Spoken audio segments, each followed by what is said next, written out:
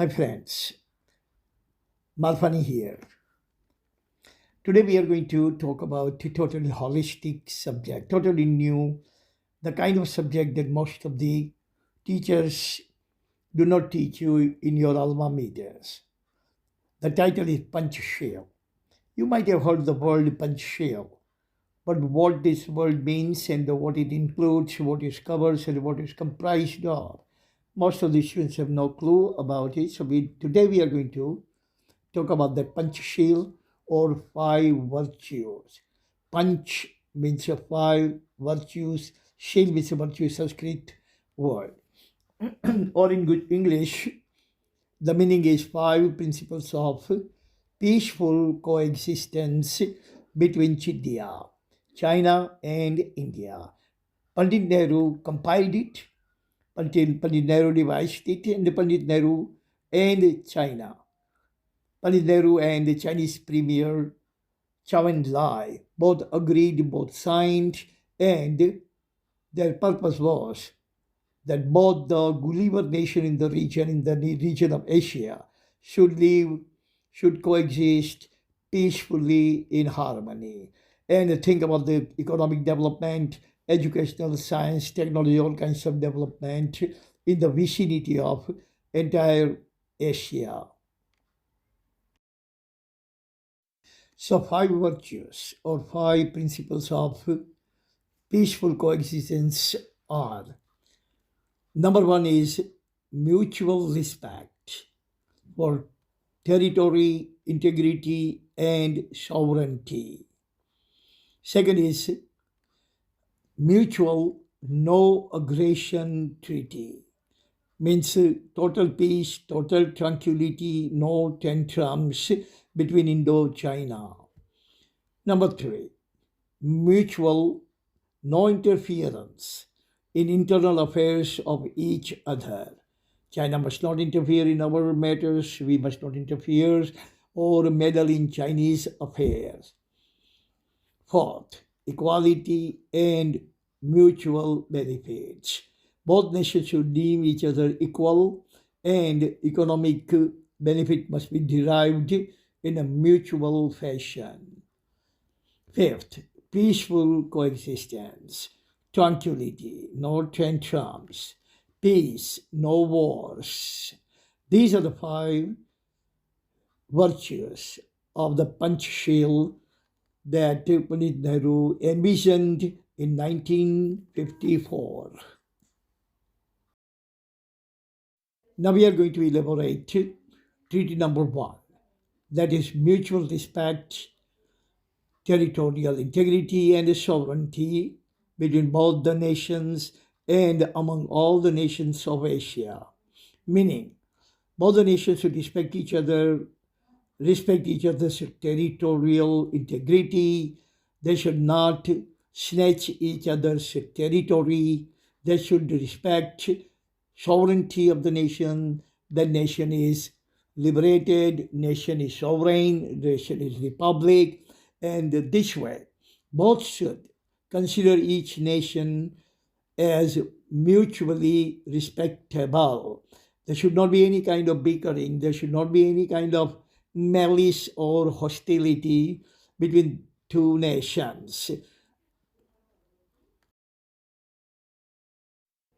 Now we are moving to second virtue of Panchshil. This virtue covers mutual no aggression treaty.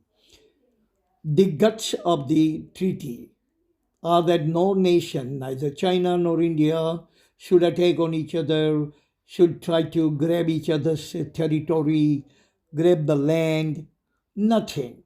Both should live with respect, in tranquility. There shouldn't be any kind of tantrum, no hostility, no animosity, no malice for each other's territory, etc., as they live today. But what happened in 1962 was not the part of the Panchshil, in which China grabbed 65,000 square kilometer of our area in the northeast.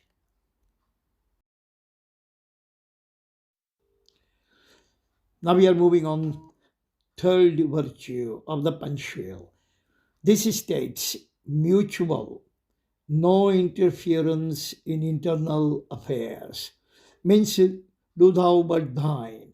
You mind your business, China, and let us mind our business. We must not interfere in each other's affairs. Whatever is going on in China or whatever the Chinese government has been doing with its people, with its neighbor, is their affair. And whatever we do, whatever we have been doing in our nation, our policies, our affairs, is our affairs, and China must never interfere in our matters. Meaning total tranquility, 0% tantrums.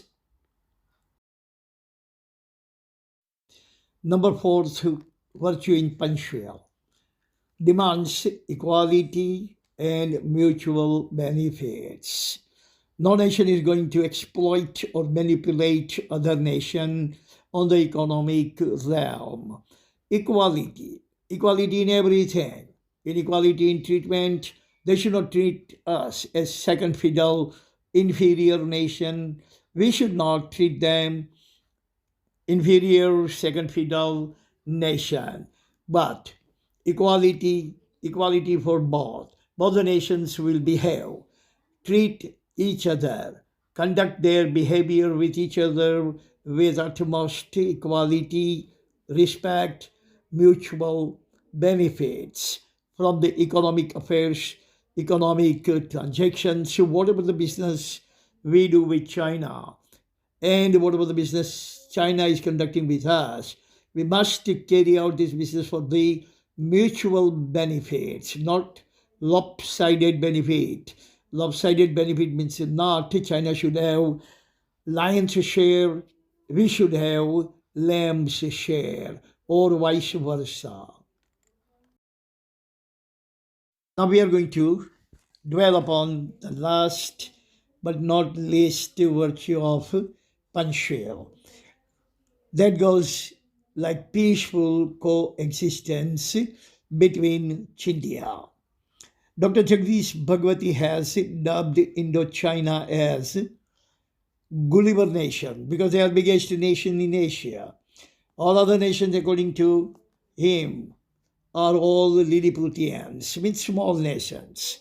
Pandit Nehru were Dabish leader, whereas Chinese leader Choi Lai were hawkish leader.